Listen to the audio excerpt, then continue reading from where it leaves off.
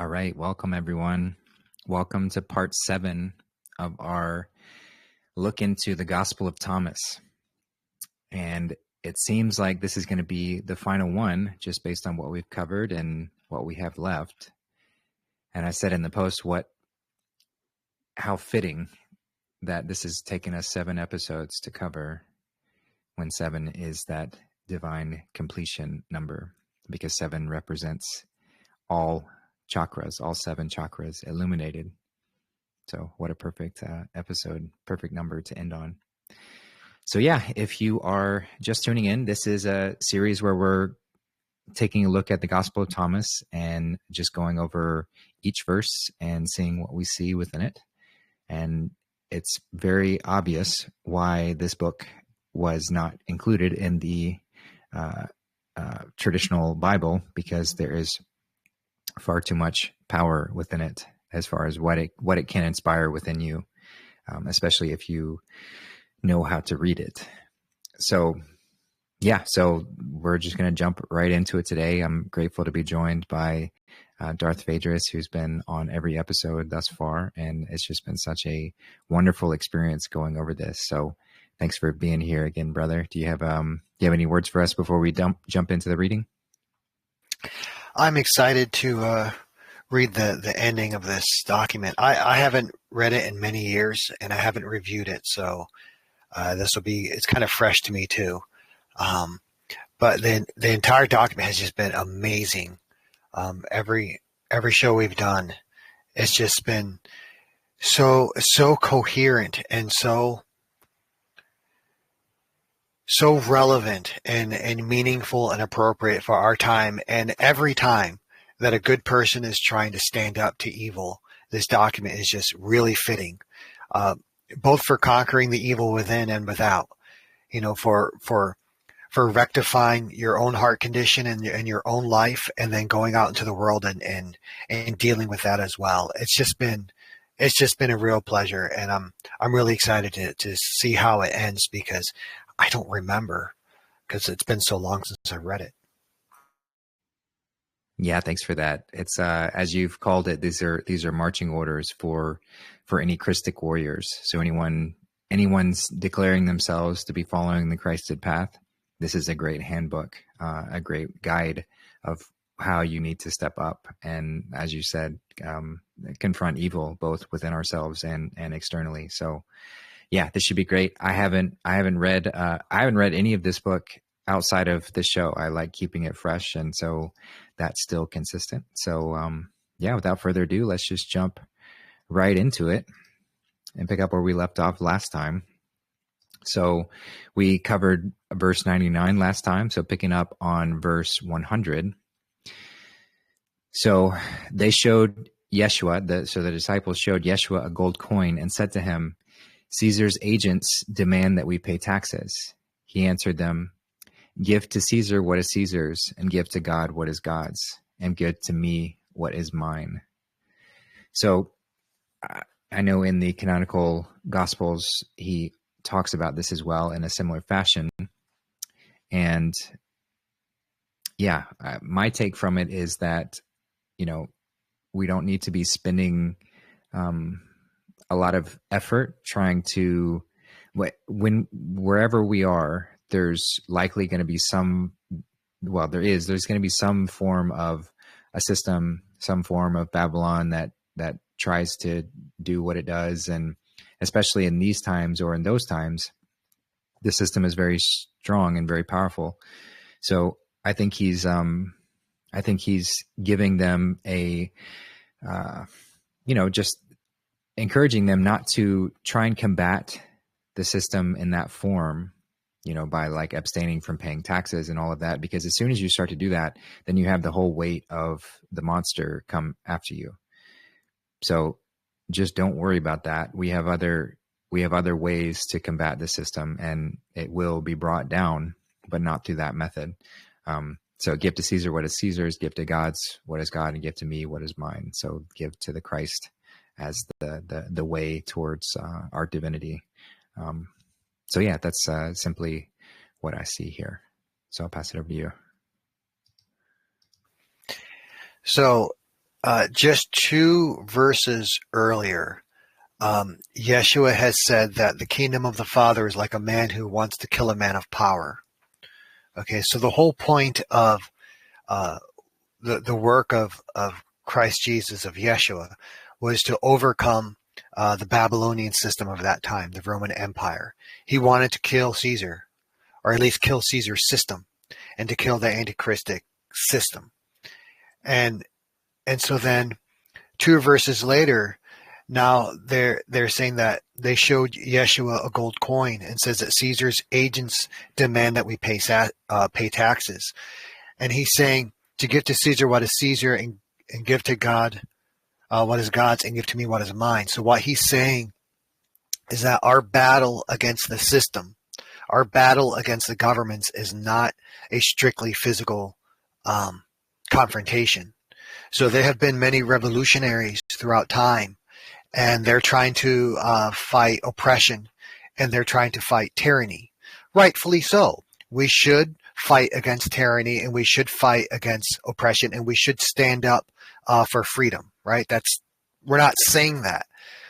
But what Yeshua was saying here is that we should not fight them primarily physically, because this is a spiritual battle. And if you go against the physical system of things in a physical manner, you're going to lose. And even if you win, you're only going to have temporary success. So we are to comply with the physical system while we have to. And instead of attacking them physically, we're going to attack them spiritually by giving to God what belongs to God. So, because what is God? God is the spiritual cause that produces the physical effect, right? And so when we live our life on the spiritual level, then that produces the positive physical effect. And it's the effect that goes forth and defeats Caesar for us. That's why it's so important to exercise faith. Because there's no way that you or me or anyone else can overcome the system. We're just one person. And even if you're a very wealthy person and you have servants and employees and corporations underneath you, and you have, like political, capital that you can expend, even then it's extremely difficult to overcome the system. And it's impossible, even in that state, it's impossible to overcome Caesar unless you have the Father on your side. So give to Caesar what we have to give to Caesar, but make sure that we're giving to God what belongs to God so that we have the positive outcome. And then God will give to us what is ours, which is our soul and our freedom. That's why he's saying he's giving us marching orders, but he's giving us our strategy, our goal, which is to overcome Caesar. But he's also giving us our tactics, which is to attack Caesar spiritually by making sure that we have our ducks in a row, that we have our priorities straight. This really is a tactical document. Yeah, well said.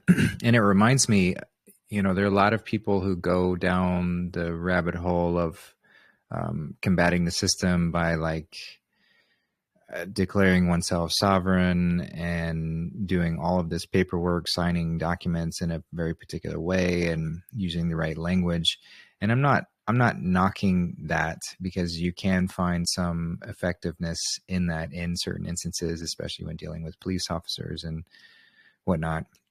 However, if all time and effort is spent, because it does take an exorbitant amount of time studying and doing that kind of stuff, and if you get any of it wrong, then the weight of the system doubles, triples down on you, and you end up coming out worse than when you started.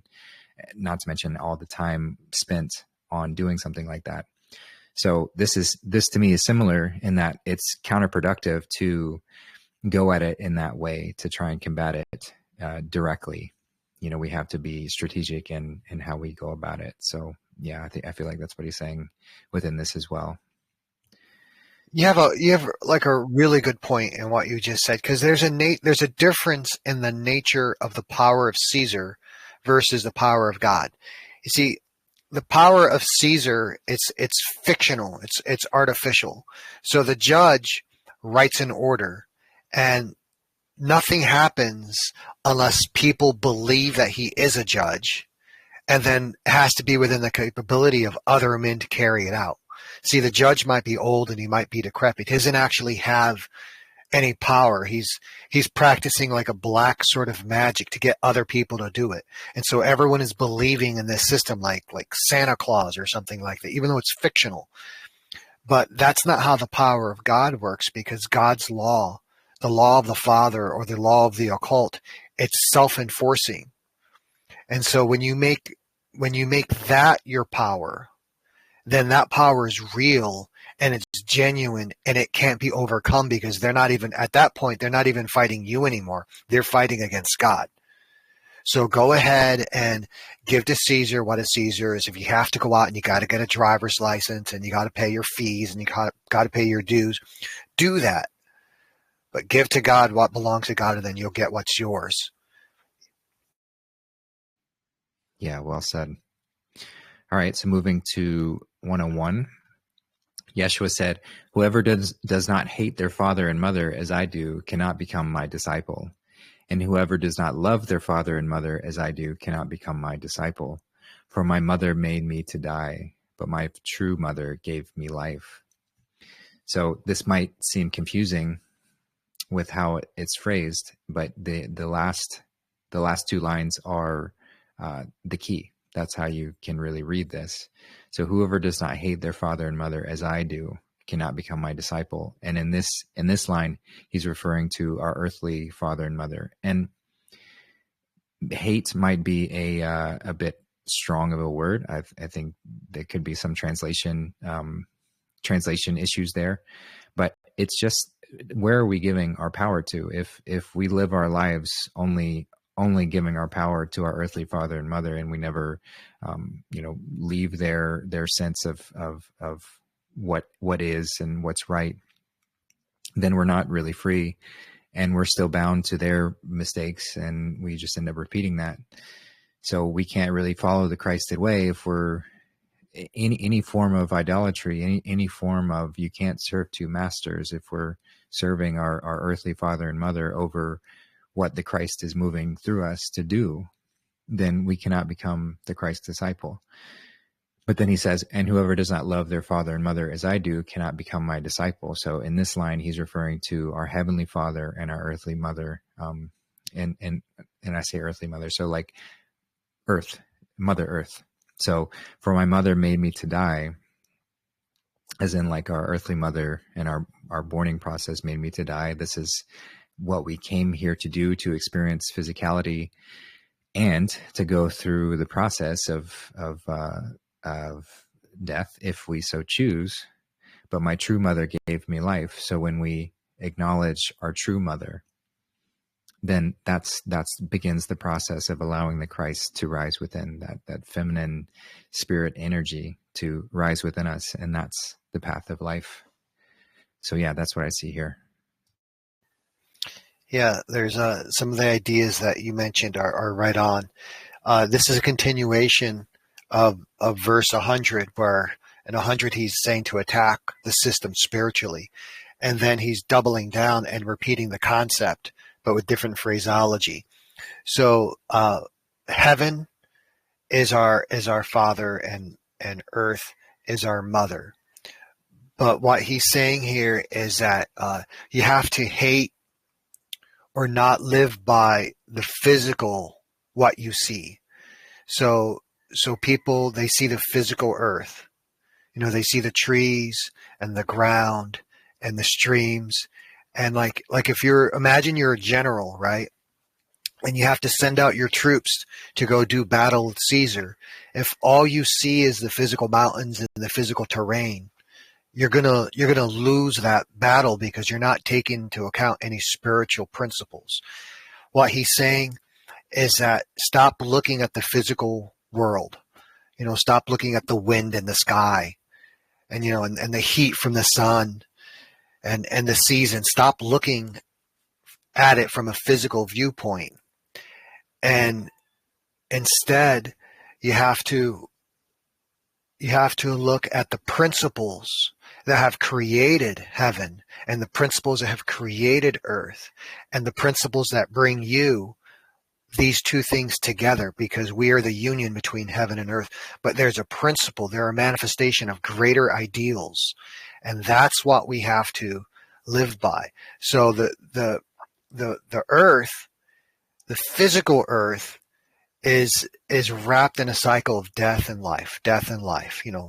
You live, you die, you're reborn. You live, you die, you're reborn. And that's part of the nature of being a spirit in a fleshly body, right? So that was our mother made us to die, and that's okay. But our true mother, which is the feminine rising spirit that's driving us up toward heaven, she wants us to live forever. She wants us to be truly alive. It's the feminine spiritual principle. It's the highest principle of all. And she's the one that drives us toward the source that's above everything, because she's driving us up toward life. But that the force that originates from heaven is the downward masculine material force, and that's actually driving us away from the absolute source, because it's driving us to think about, do I have enough? Do I have enough fuel? Do I have enough food? Do I have enough money? Do I have enough shelter? Do I have enough provisions for my kids? And it makes you want to think about fleshly things. But the true mother, she's driving us to think about spiritual things. And so we have to follow her, not what we see with our physical eyes, because this is a repetition of all the concepts that Jesus Christ, or Yeshua was saying earlier, saying, do you have real eyes? Do you have real ears? Do you have a real mouth to speak real words? This isn't having to do about like with your fleshly relations. The way that most Christians would view this scripture, because this scripture is very similar in the gospel. They view it, when it says hate, they mean, oh, do you love less? So you have to love your physical family less than you love me. And that's fine. I guess you could apply it that way, but none of the Essenes would take it that way. They would understand that he means the spiritual world that we're actually in versus the physical world that we see with our eyes. Yeah, thanks for that.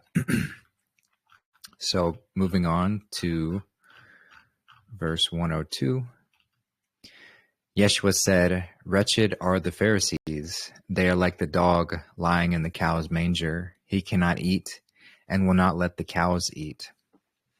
So this is also similar to what he said in Matthew, where he called the Pharisees hypocrites, for not only do they guard the kingdom of heaven, not only do they not enter the kingdom of heaven, but they guard the gates, essentially. So this is similar. They are like the dog lying in the cow's manger.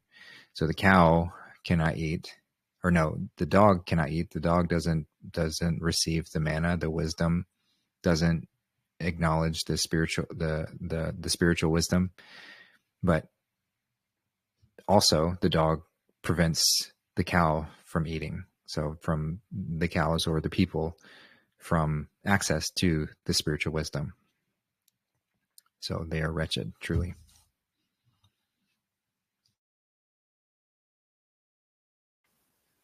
Exactly.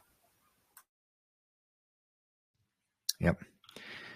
So 103, Yeshua said, "Blessed are they who know at what time of night the thieves will come. They will be awake, gathering their strength and strapping on their belts before the thieves arrive." So again, as Darth has mentioned, this is a call to arms. This is a war manual. So if we are truly declaring ourselves as following the Christed path, then we have to prepare ourselves for the thieves who recognize that light. They see it. It's not only a source of power and influence to let that Christed light shine within you, but it also becomes a target. So as soon as we step into that, then the thieves will come. They will be awake, gathering their strength. Or so those who are ready won't be taken advantage of. So this isn't an invitation for us to fall into passivity or naivety, which is often the picture that's painted of the Christ. No, the Christ is ready. So they will be awake, the Christed ones, gathering their strength and strapping on their belts before the thieves arrives. So always have that warrior within ready. Don't ever let it sleep. It doesn't mean that we're using the warrior all the time, but it always must be ready. Agreed. So the thieves would come at the time of night, and it would be night because Yeshua has left. So we would be blessed to know that the thieves would come at night, and we'll be awake when everyone else is sleeping, or we might wake up first. Okay, so we know that the thieves are going to come at the earliest part of the morning, perhaps, when people are slumbering the deepest. And we'll gather our strength, but our strength is not primarily physically. Our strength is primarily spiritual. And we're going to strap on our belts. That's a specific phrase having to do with carrying swords. Because if you're just wearing garments, any little string will keep your garments tight because your garments aren't heavy. But if you've got a sword, well, that's a big chunk of steel, and it'll pull that string down. You know, that string is not really load bearing. So for that, you actually need a leather belt that you can strap on so you can actually carry a sword. And you have to do that before the thieves arrive, which means you have to do that before they can take control of your mind and before they can take control of your resources around you. So if you just wait for tyranny to arrive, well, now you've got twice as much battle. We should be waiting to stand up for truth and stand up for freedom and stand up for Christians before tyranny arrives. Now we're living this, right? So we're living in a world in which tyranny got controls of the mechanisms of power, and now we have to fight 3 times a battle just to reestablish freedom. It would have been better to stay vigilant and not let the tyrants and the pedophiles and the parasites take control of the levers of government, or to even establish this false government. But we didn't listen. See, right here in 103, Yeshua tried to warn us, stay awake before the thieves arrived. Well, now it's too late. They're here. Now we have to deal with them. But that's okay, because as long as we put heaven before earth, as long as we put spiritual things before physical things, it's all going to turn out because the Father will still help us. Yeah, and this statement, this warning applies to all scales. So if we want to look at this from a very large relative perception and look at the great year, which is just over 25,000 years, and we can look at that seasonally, divided up into 4, or as simply night and day. So we have spent the last, 12,500 years or so in night. So blessed are they who know at what time of night the thieves will come. So fortunately, we're coming out of night into day, and we will have much time of augmentation from the spiritual realm to ensure the light remains dominant. But blessed are they who know at what time of night the thieves will come. So after that period of time, that's when we're going to be more susceptible to falling into darkness. And the longer we go, at the very beginning of night, the thieves haven't gathered their strength. But as time goes on, they continue to gather their strength, and they will come. A Game of Thrones reference, winter is coming. So this is something that we must be prepared for, not to stay paranoid or live in fear, but just recognize the cyclical nature of this experience. So there will come a time again where darkness has not the upper hand. It never has the upper hand, but it has more. It just has more gusto behind it. more potential for it to take over. So if we can maintain this warning, then we can ride out a winter. We can ride out the night the next time around. But that's a long ways away, which means there's much time for forgetting. So we must continue to tell these stories, and we must continue to remind ourselves of this so that when that time comes, we are ready. So just wanted to mention that as well. And yeah, so moving on to verse 104, they said to him, "Come, let us pray and fast today." Yeshua answered, "What wrong have I done? How have I been defeated? When the bridegroom leaves the bridal chamber, that will be the time to fast and pray."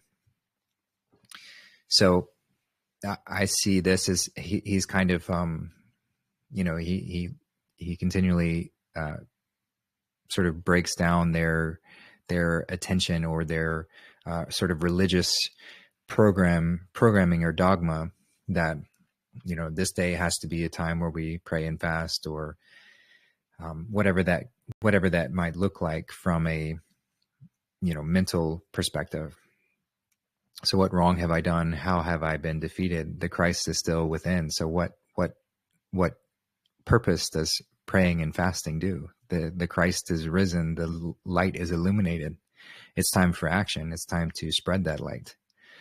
So when the Christ leaves, when the bridegroom leaves the bridal chamber, when our innermost sanctum has exhausted that light, then that's the time when we fast and pray. That's the time when we meditate and we rekindle that flame within. But we don't need to just be doing this on a cyclical nature just because that's the way others did it. It becomes a intuitive process of recognizing where the Christ is within us, and what season am I in? Is this a time where I need to step aside and fast and pray, or is this a time where the Christ is active and action is called for? So that's what I see here. Yeah, once again, the verses are connected. So the previous verse, 103, he was telling them to stay awake and to not let the apostasy set in. And then the very next verse, because he knew what was going to happen. He knew that the apostasy was going to set in. So the very next verse, he then gives instructions for what to do when it happens. So they say to him, "Come, let us pray and fast today." And he says, "What wrong have I done? How have I been defeated?" So he's saying that the essence of the Christ is perfect. That the essence of the Christ has never sinned. So remember, the Christ is in our hearts, and that Christ is perfect. It's without defect. So that's something that we can rely on.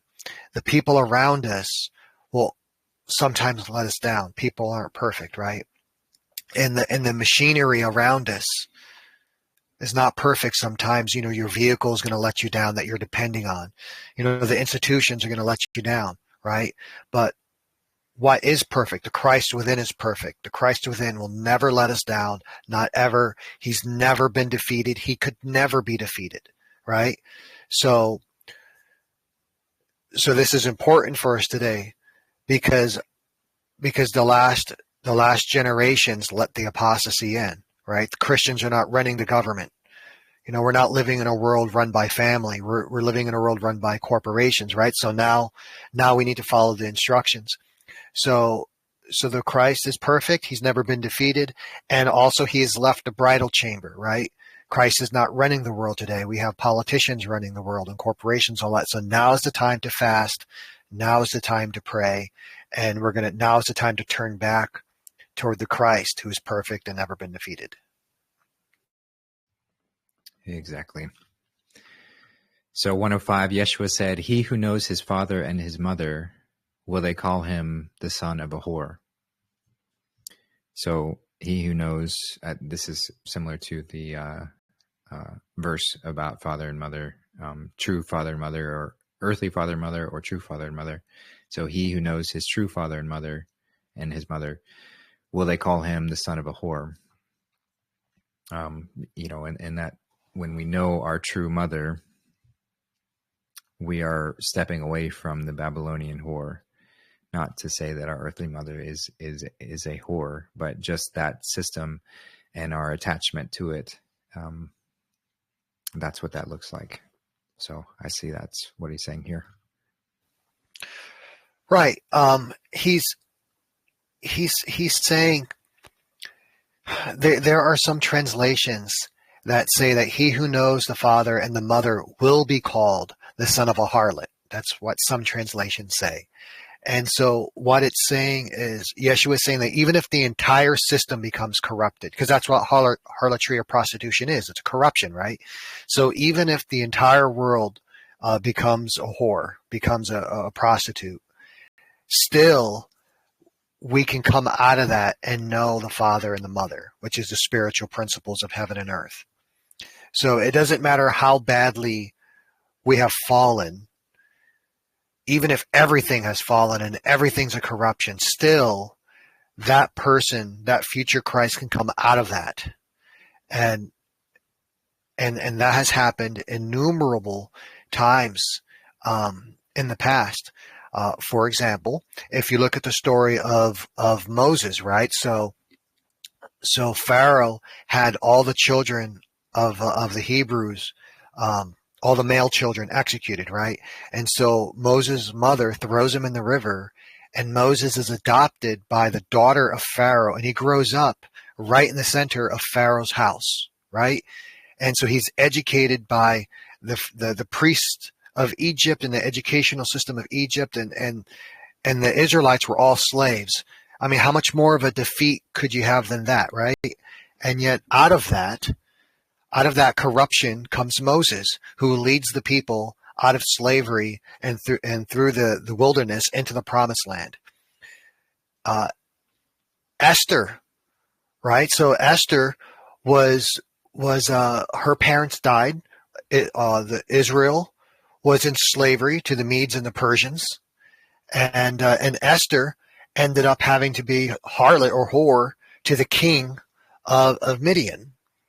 And yet she played an integral and key role in the deliverance of the house of Judah, right? So this has happened dozens of times throughout history, that the entire system has fallen down and has been enslaved by the devil. And out of that system comes someone who they call a son of a whore.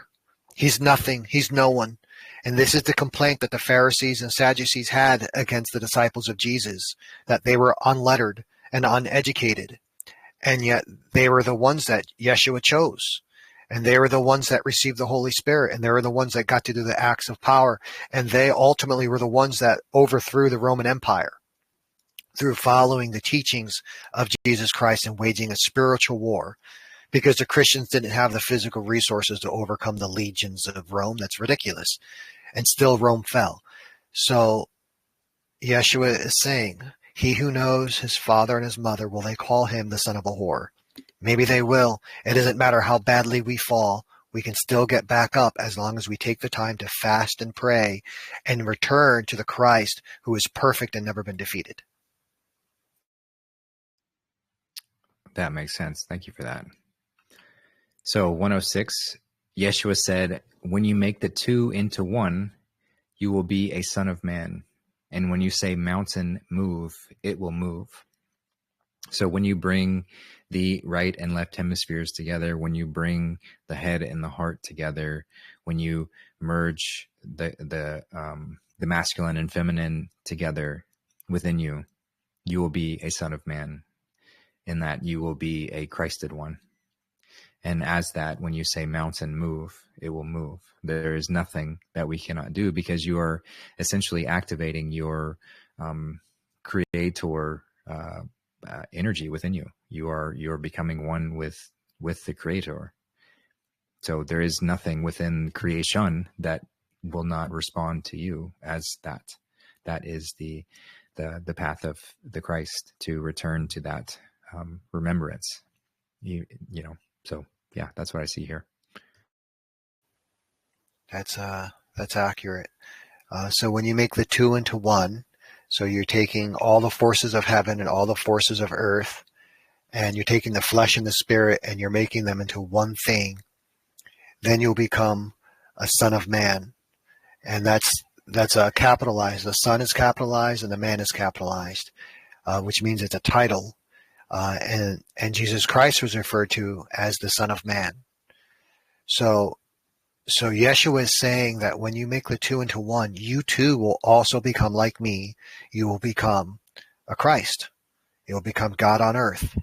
And then when you say mountain move, and the mountain is the religious and political establishment. So, because back then they didn't really make that division between politics and religion. It was just one thing. So he's saying when you say to the mountain move, he's talking about any political or religious establishment. He's talking about Babylon. He's talking about Sodom and Gomorrah. He's talking about Egypt. He's talking about Jerusalem. He's talking about Rome.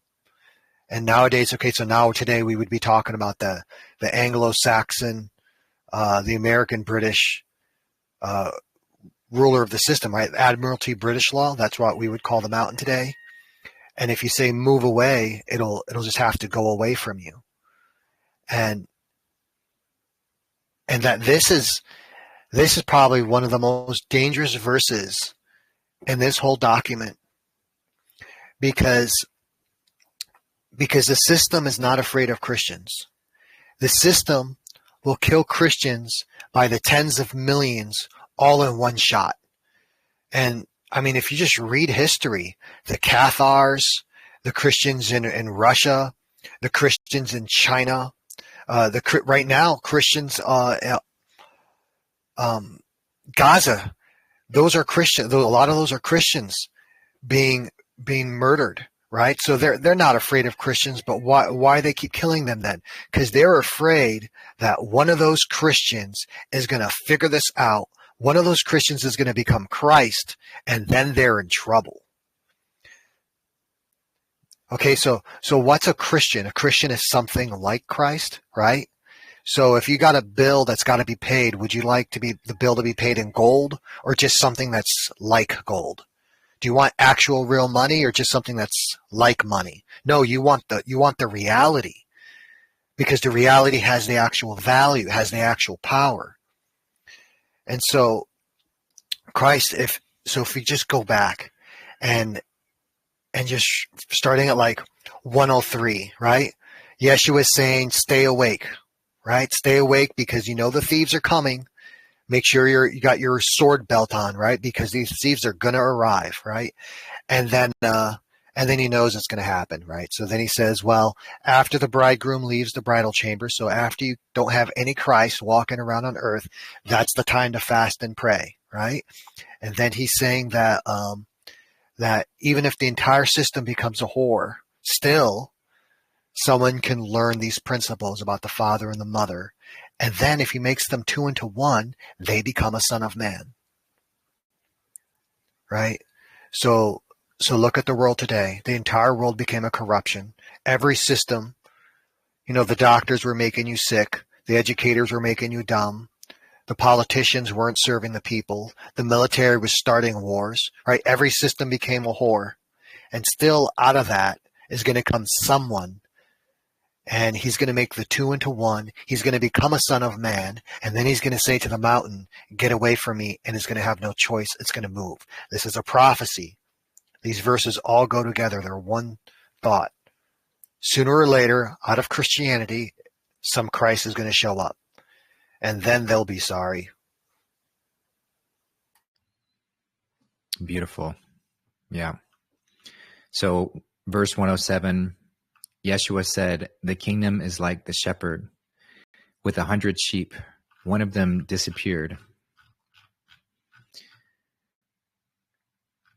It was the most beautiful. The shepherd left the other 99 sheep and looked only for that one until he found it. After his great effort, he said to the lamb, I love you more than the other 99. So this is similar to the allegory told in the canonical Gospels. However, it's a little different, especially the significance of I love you more than the other 99. So this sheep that goes wandering off. It's kind of like the prodigal son who leaves the status quo, leaves the system, and goes out wandering. And while the wandering path can be quite dangerous, it is also necessary for that prodigal son or prodigal daughter to go through that process in order to step in as a sovereign, in order to say, okay, I did that. I experienced whatever temptations I was whatever I fell into. I experienced whatever version of the story of the fall, so that I could rise again, so that I could hit whatever rock bottom I need to. So the shepherd is God saying that, no matter what, he will find us, or the Christ. You could look at it from either perspective. And then they said to us, God says to us, or the Christ says to it, I love you more than the other 99, in that we have begun the process of stepping in to that fullest and highest essence. So that's what I get out of this one.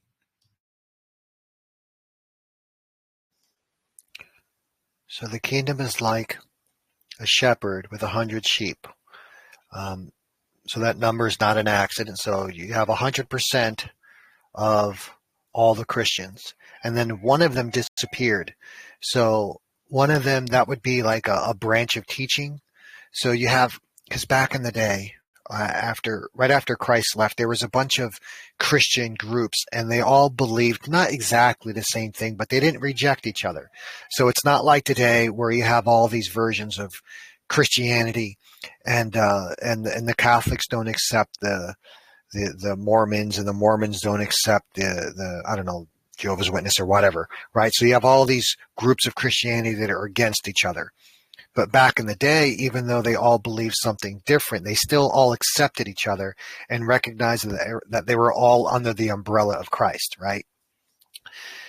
So what he's saying here is you have the entire group of Christianity, all those that would be trying to follow his teachings. However, one of them, that's one group of teaching, they're going to leave, right? They're going to become apostate, but they're the most beautiful. Why are they the most beautiful? Because they're the biggest, right? So the largest group of Christians are going to go astray. And so the vast majority of Christians today aren't actually following Christ. There's still a small group of Christians, but they're just a minority, right? And so Christ is now looking for that one. And after great effort, he's going to find them, and he's going to say, I love you more than the other 99. And why is he saying this? Because now the entire body of Christ is united again under the umbrella of Christianity. So what this is saying, this is a continuation. I keep saying that because this makes so much sense. So the apostasy comes in, everything's corrupted, everyone's under that whore, Babylon whore, and then somebody figures it out. They become the Son of Man. They say the mountain move, and then they take all of Christianity and they bring them all back under the umbrella of Christ. So no longer will we have a bunch of Christians, we'll have a bunch of Christs. But it all starts with the first guy that figures it out. That's what it says. Yeah, thanks for that. So 108, Yeshua said, whoever drinks from my mouth will become like me, and I will become them, and what was hidden from them will be revealed. So whoever lets the Christ within rise, drinks from my mouth, the chrism oil being that substance that raises within us, the sacred fluid that rises up our spine, the 33 vertebrae up our spine. So whoever drinks from my mouth, allowing that Krystic essence to rise all the way up, reaching to our mouth or our head, will become like me, and I will become them. So we become the Christ, and what was hidden from them will be revealed, the revelation. So yeah, that's what I see here. Yeah, see, when we choose the Christ, we become the Christ. Because when we drink from his mouth, we're listening to his words. and it's the words that create. And so Christ is creating himself through the words and through the hidden meaning of the words. And so when we drink in the words of the Christ, then the Christ is created inside of us and we become like the Christ, and the Christ becomes us. See, there's our persona, right? So our persona may identify us as, we might be of European descent, or maybe we're Native American or Black or Chinese or whatever. That's our persona, right? But our persona doesn't believe that it's the Christ. It identifies with the time it was born and the age and all of that, right? But when we start to drink in the Christ, then it starts to transform our persona. And then our persona becomes a match for the Christ. And then instead of being in disagreement, now you're in agreement. And then they become the same thing. See, it's everyone's like the Yeshua, right? Or Yeshua Christ or Jesus Christ. It's the Christ part that's important. So you could have a Justin Christ or Elizabeth Christ or Joanna Christ or Cheryl Christ or Roseanne Christ or Nancy Christ or Lila Bird Christ, right? It's a state of being where you're in agreement with the heaven. You're in agreement with heaven. You're in agreement with earth. You're in agreement with the essence, that divine words that come from within the heart. And then we're all in agreement with each other. And then when we say to get, to the mountain, move, get away from me, then it has to obey, because that's the power of the Christ coming out of our mouth, out of our words. So when the children choose the Father, then they become the Father. When we choose the Christ, we become Christ. And then we're no longer Christians or something like Christ. We actually are. And then you can, turn water into wine and walk on water and heal the sick and raise the dead and overcome Rome and do all of that. And it's what the prophecy says is going to happen. That first one guy does it, and then everyone else does it. And then Christianity is no longer separated. There's just one Christianity, one group of people, all drinking from the words of Christ instead of from the words of other people. It's got to happen sooner or later. Yeah, very well said. Thank you. So verse 109, Yeshua said, "The kingdom is like the man who had hidden treasure in his field. He did not know it was there. When he died, he left the field to his son, who knew nothing, and sold the field.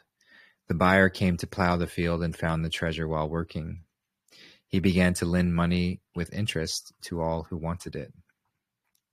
So this is what happens when we neglect this treasure, which is the Christic message. When we let the Christ within us die, then we die. And if we don't teach our children, if we don't teach the generations that come, then they don't even know where the Christ is. They don't see it. They forget about it, or don't even know about it. And then that gets sold. This earth, as the field, gets sold to a buyer, part of the cabal, because we've fallen into darkness. And the cabal finds the treasure, or this remnants of the Christic way, but they lend it with interest, as in they create a religion to take bits and pieces of the truth, but charge people for it and beat people over the head with it, and don't teach the whole amount of it. Use it to control, use it for power. So this is a warning to don't be like the man to hide the treasure in his field. We don't need to hide it. This is something to show and to share and to live by. And then we don't die, and then this doesn't happen. So yeah, that's what I see here.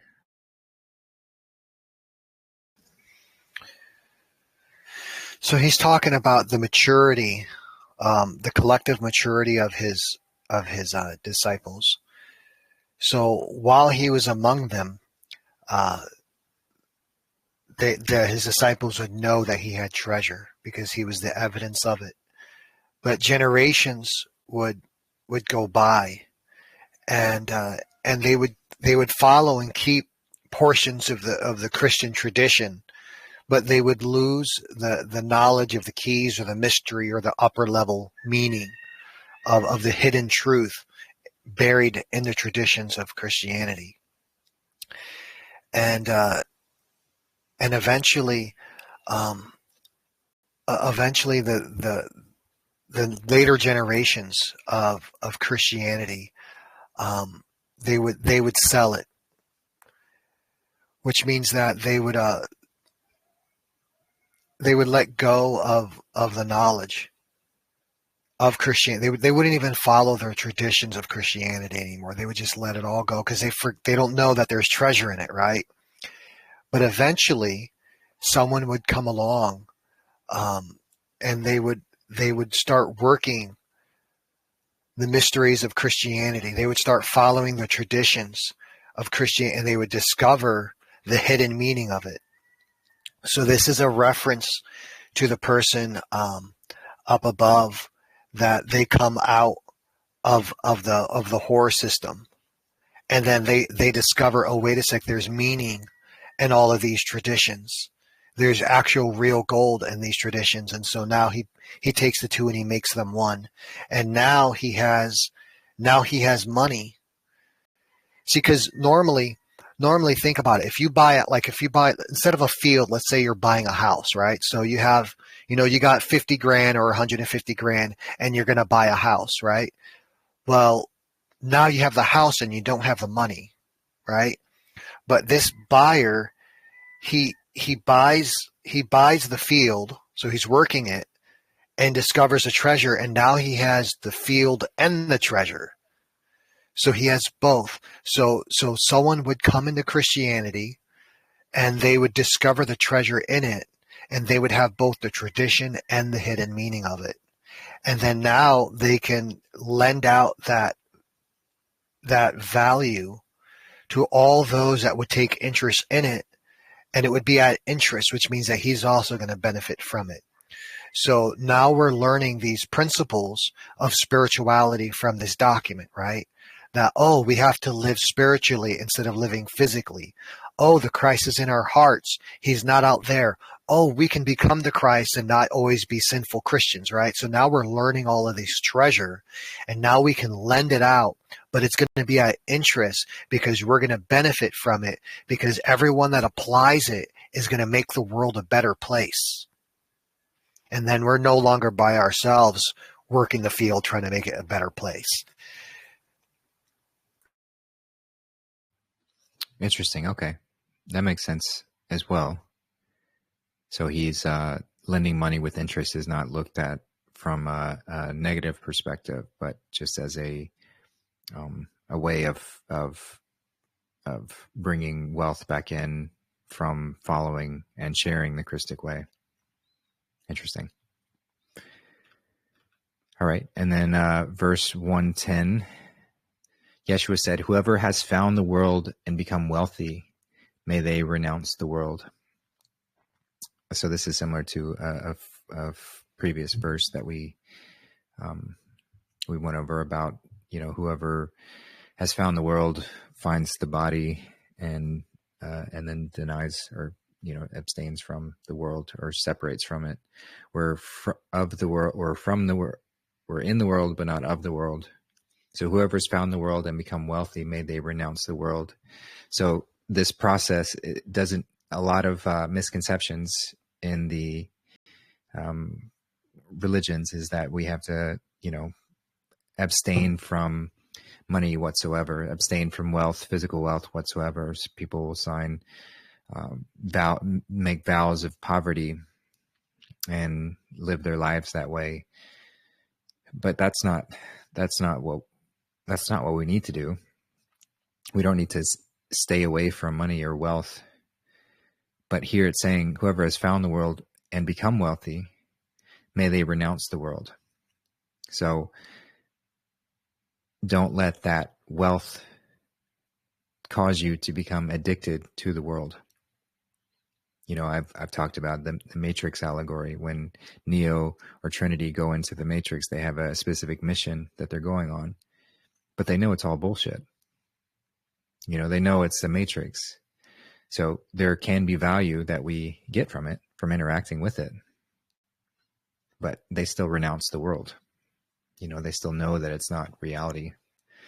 So that's just a continued reminder that when we find the world and we become wealthy, we still renounce it as in not make it our idol to worship. Okay, yeah. So I agree completely. That's so this is one of those scriptures that can have like two different meanings. A lot of scriptures do that. So that's one of the meanings, and it's a perfectly valid and accurate meaning. It can't really be refuted at all. So if you connect verse 110 to 109 and you put them together, so let's change the interpretation of the last sentence of 109. So before we were saying he began to lend money with interest to all who wanted it. So he's getting a return on his investment. He's preaching the words, that the true meaning of Christianity, the secret meaning, the higher meaning, and now it's right. He's getting interest out of it. However, we could say it as a negative, right? So he's discovered the secret meanings of Christianity, and now he's choosing to profit off of it materially, right? So Yeshua said, "Whoever has found the world," so they find the world would be the lower level meaning of Christianity. He finds the tradition, right? But then he becomes wealthy. Then within it, he discovers the true meaning, the secret meaning. May he renounce the world. So don't try to sell it, and don't try to profit from it, because you could do that. You could abuse the power, because being the Christ is a powerful thing, right? Like learning that there are spiritual principles to the world gives you power. Not just power to do good, but you could also you could abuse it and do what's bad, and you could enslave others, and you can do all kinds of terrible things if you figure it out. So Yeshua is saying, so this verse where it says, "Whoever's found the world and become wealthy, may they renounce it." It could be a repudiation of that man that tries to lend it out at interest and profit and make money off of it. Because learning the principles can also make people want to follow you. And it can make you appear to be an attractive leader and get money out of people and that sort of thing. But Christ is saying to renounce that. That's one of the possible interpretations of this verse. Yeah, I like that. It's always a risk when we start following this path that there are going to be those who place us on a pedestal. There are going to be those who look to us for guidance, but in a sort of attached, kind of dependent kind of way.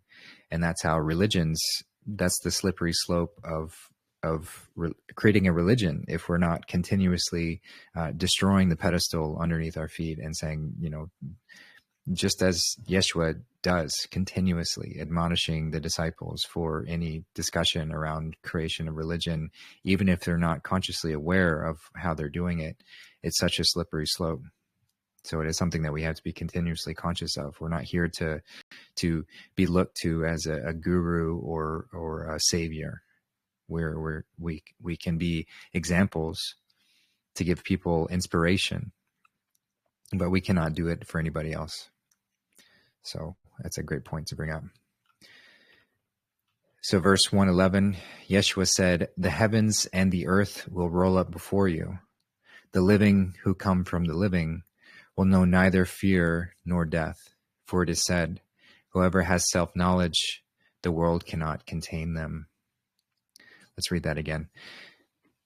"The heavens and the earth will roll up before you. The living who come from the living will know neither fear nor death. For it is said, whoever has self-knowledge, the world cannot contain them."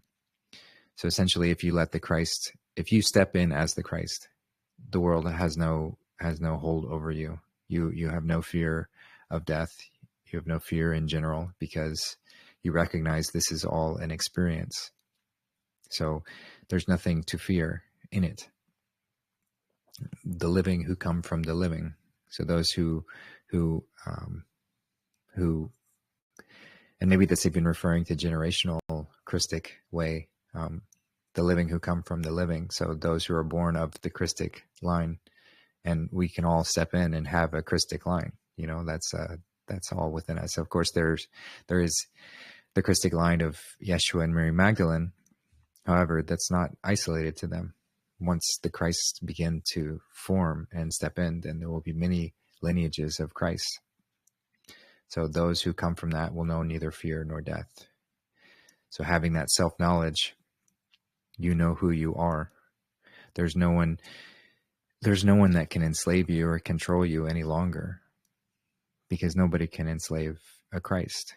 No one can enslave God, only if they believe that they are not. That's how they are contained.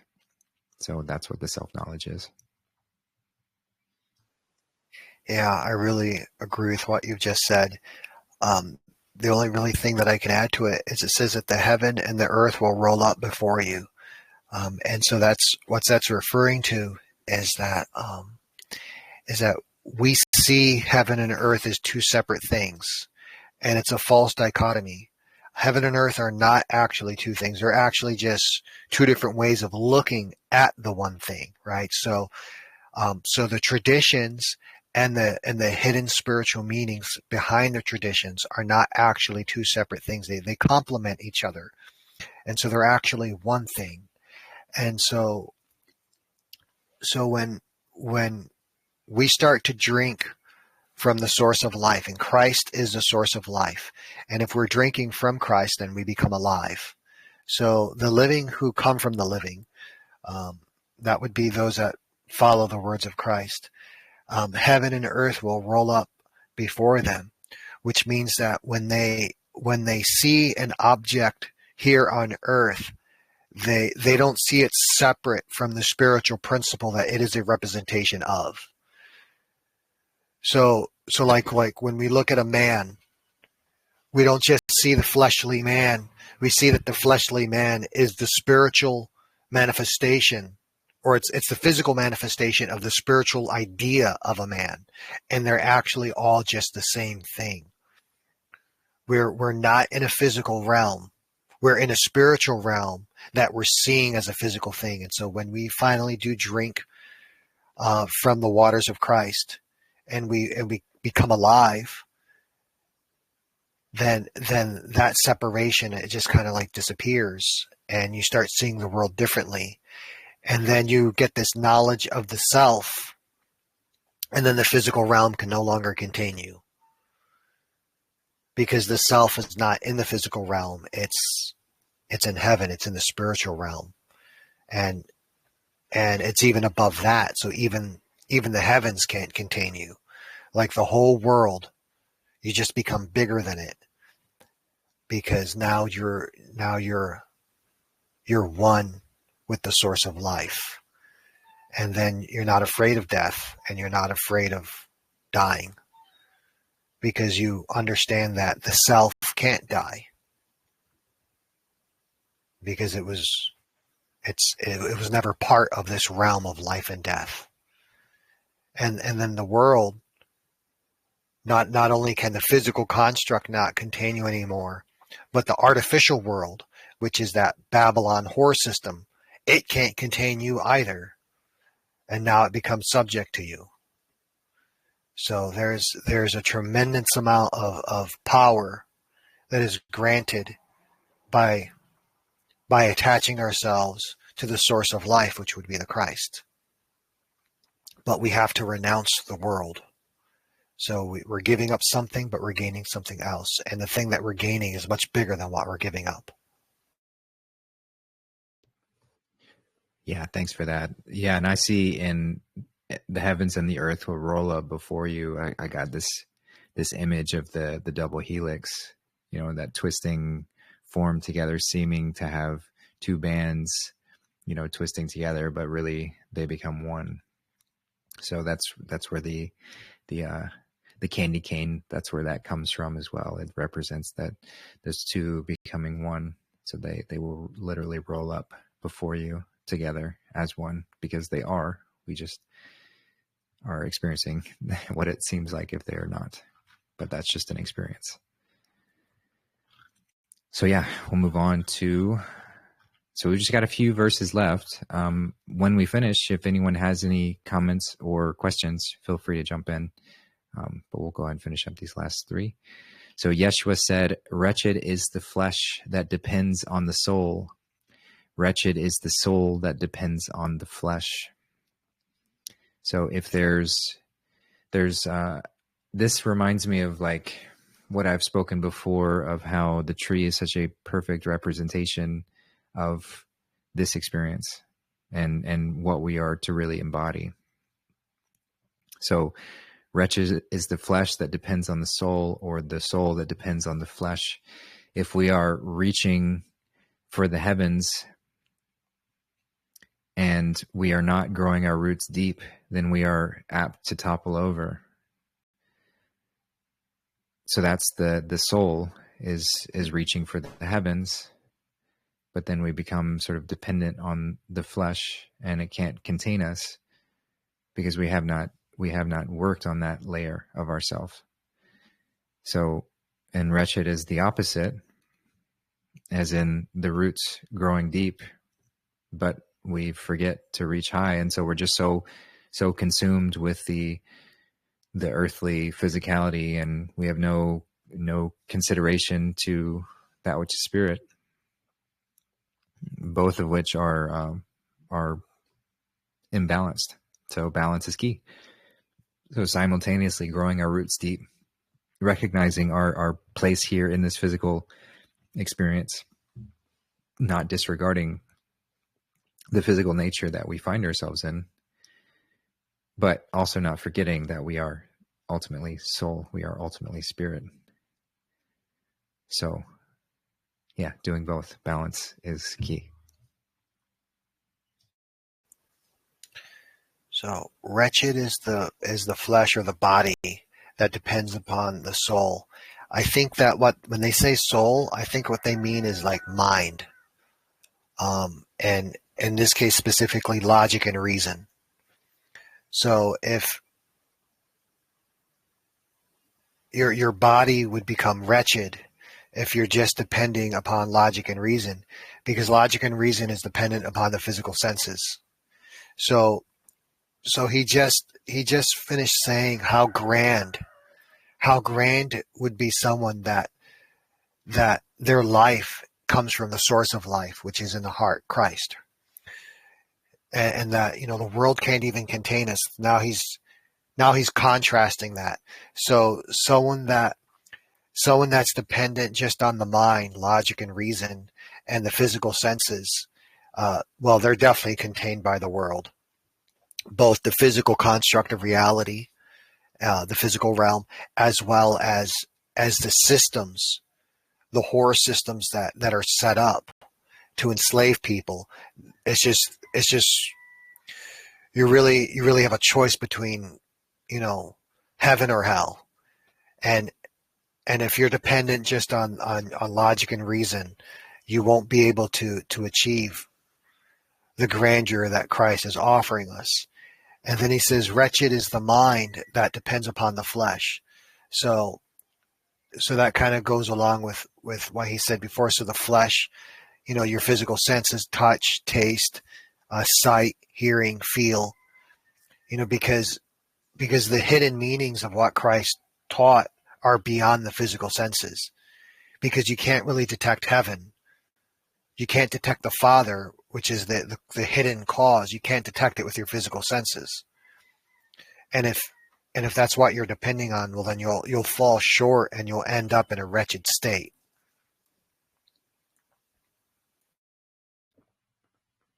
Yeah, I like that. Thank you.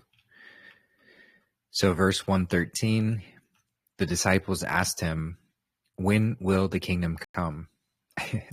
They're always asking these questions that he's answered already. Yeshua answered, "It will not come by watching for it. No one will be saying, 'Look, here it is,' or 'Look, there it is.' The kingdom of the Father is spread out over the whole earth, and people do not see it." So he's repeating himself from an earlier verse, but they're still focused on this, like we need to see physical evidence of the kingdom of heaven. When is it going to come? But yeah, you can't take heaven by force. So this isn't something that we think our way into or do that. It has to be something that we allow ourselves to step into it, to be it. So no one will be saying, look, here it is, or look, there it is. The kingdom of the Father is spread out over the whole earth and people do not see it. So it's already here. We just have to resonate at the frequency to see it, to be in it. It's already here.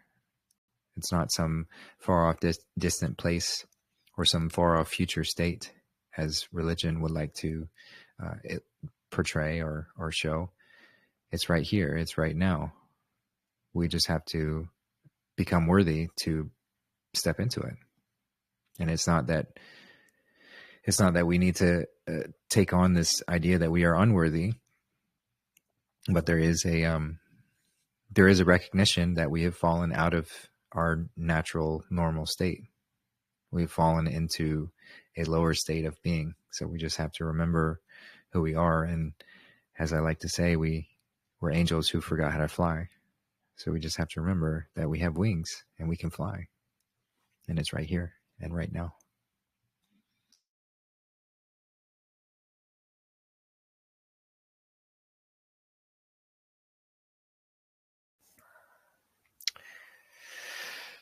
So they're asking, when will the kingdom come? And he says it will not come by watching for it. So it cannot just be given. And this is the problem with physical institutions and physical religions, is that you just can't be in a religion and then expect to receive Christ. You have to go out. It's a personal thing. You yourself have to actually pursue becoming one with that Christ and becoming Christ. You can't create a system that's going to just do it. And so you just sit there and watching with your hand out, waiting to receive it. And so people are going to say, look, here it is, or there it is, this religion or that religion or this institution. And it doesn't work that way. You have to get up off your feet and you have to pursue the Christ yourself. However, Christ is, or the ability to access the Christ is spread out all over the world. So everyone has access to it. No matter what system you're grow up in, no matter what religion, no matter what culture or time period, the Christ is there, provided that you're not waiting. You have to actually implement it yourself. But people don't see it because they're depending upon the flesh. And Christ is not something that you can see with your eyes, at least until someone becomes the Christ, and then you'll see that person. But even the fact that they are the Christ, their own family might not recognize it, right? Because they're still just seeing the physical appearance. So this thing that is called Christ, it's not a physical thing that can be seen. And the access to it is not a physical thing that can be seen. You're not going to find the Christ molecule on the periodic table, so people don't see it.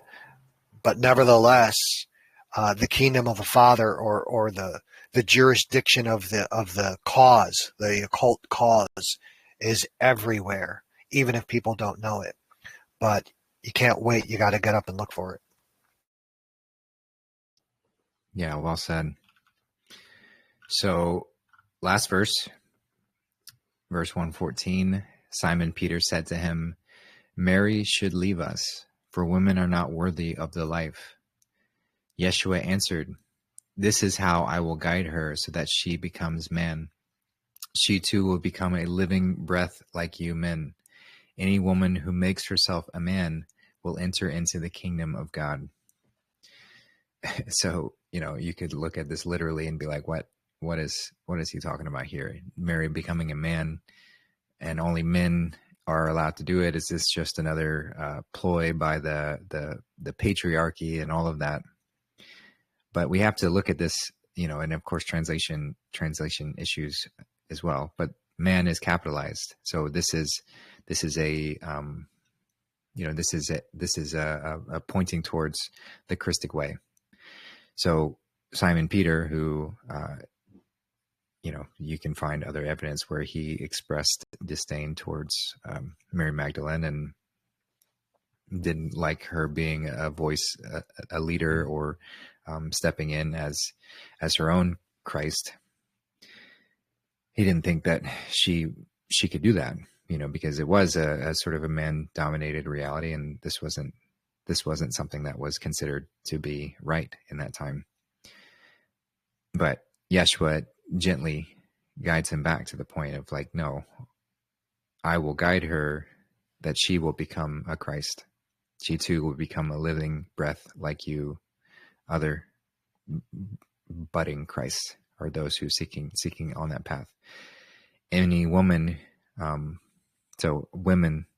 any woman is certainly just as capable of stepping in as the Christ as any man. It's not distinguished or not separated by gender in that sense.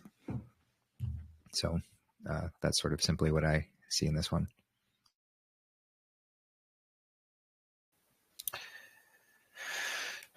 So the culture at that time viewed men as the highest manifestation of God, and they viewed men as being over women and dominion of women. And also they were also following for context.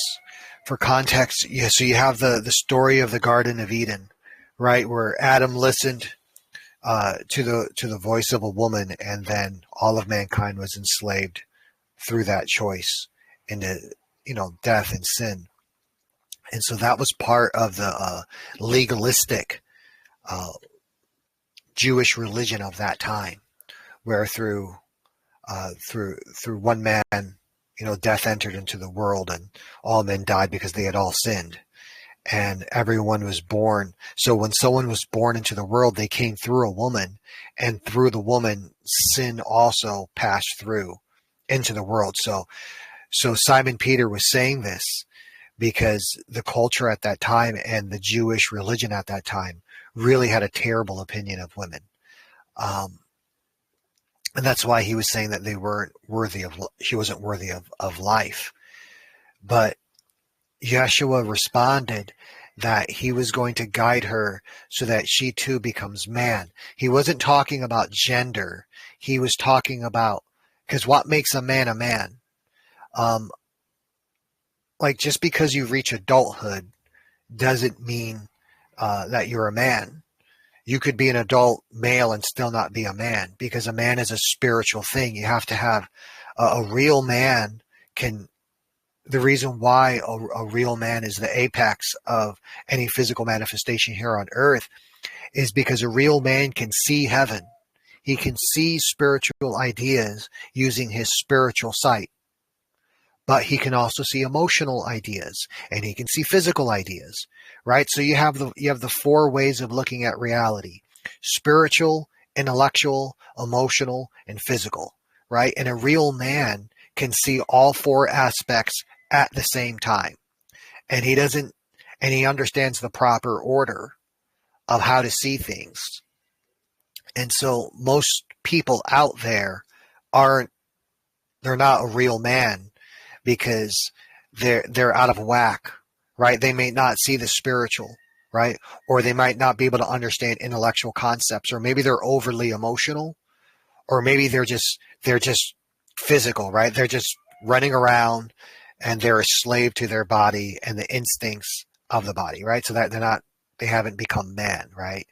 So, because just a few verses before, he was talking about becoming the Son of Man, right? So 106, when you make the two into one, you will be a son of man, right? So a son of man, that's a reference to like the perfect Adam before he sinned, or Christ, who had never sinned, who was perfect. 106. Right, there you go. Yeshua said, when you make the two into one, you will be a son of man. So that is the man, that title. That's what Peter was talking about. He's saying, listen, she's just emotional because she's a woman. And so she'll never achieve being a son of man. And Christ is like, no, she is also worthy of becoming a son of man, like a human, like perfect, like becoming Christed. That's why he's saying, and that once she becomes Christed, then she will also become alive, because she's now one with the source of life, which is the Christ within. And any woman who makes herself a son of man, perfect, can also enter into the kingdom of God. And the kingdom of God is heaven on earth, right? And when you're outside the kingdom of God, you're now hell on earth. And things are getting worse for you instead of getting better. Instead of living in prosperity, you're living in poverty. Instead of living in faith, you're living in fear. So there's this jurisdiction of Yeshua. There's this jurisdiction of Christ. And women are not excluded from it. And I just really think it's really fitting that this is the last verse of this document, because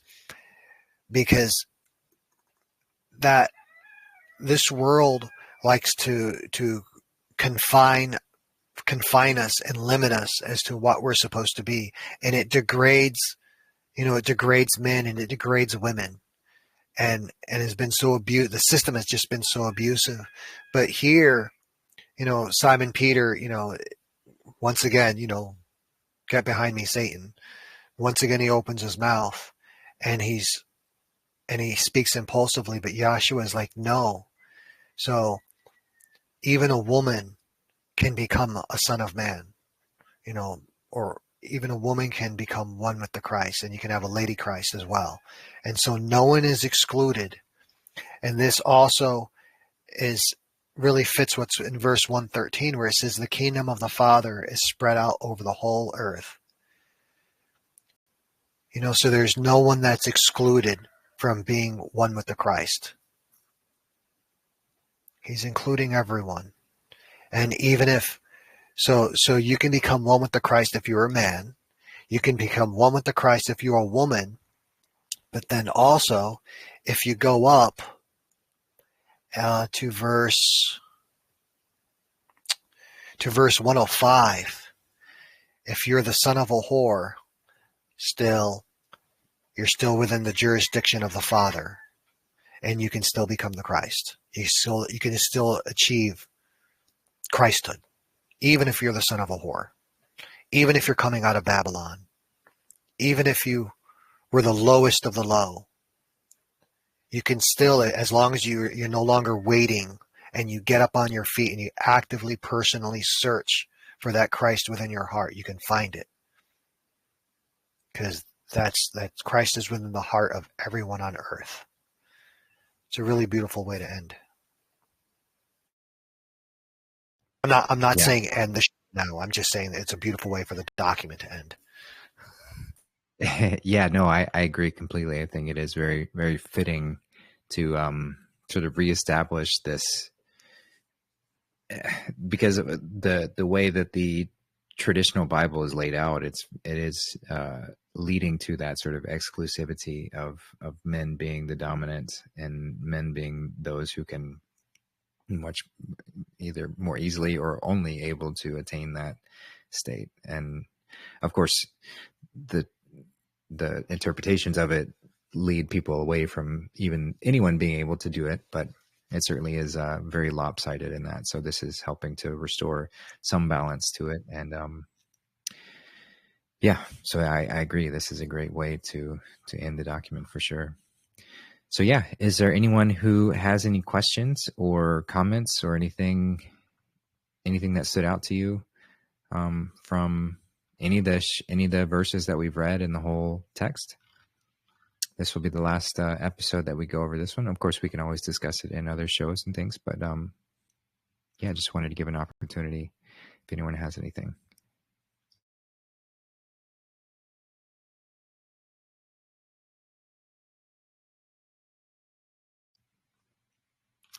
Yeah, I know it's a very rich discussion and rich text to go over. So I can appreciate just the listening, and there's always already been a lot of great feedback on this series for sure. And I mean, it wouldn't matter if there wasn't great feedback. I've gotten so much value out of this. It's been such a joy, such an honor really to do this. So thanks again, Darth, for all your words within this. This wouldn't have been the same without you. So I just so deeply appreciate you being here for this. Thank you. That's very kind of you to say. I've really enjoyed going over this material again. It had been years since I have read this document. It was another translation that I read, so getting a different translation was really interesting. And it all just kind of came back and resonated again. And I had forgotten how much I love this book and this document and how relevant it is. Relevant to our time. And I think that, from time to time, I probably have to go back and read it again just to refresh it. Yes, but thank you for letting me be part of this process. Absolutely. Yeah, I'm grateful that we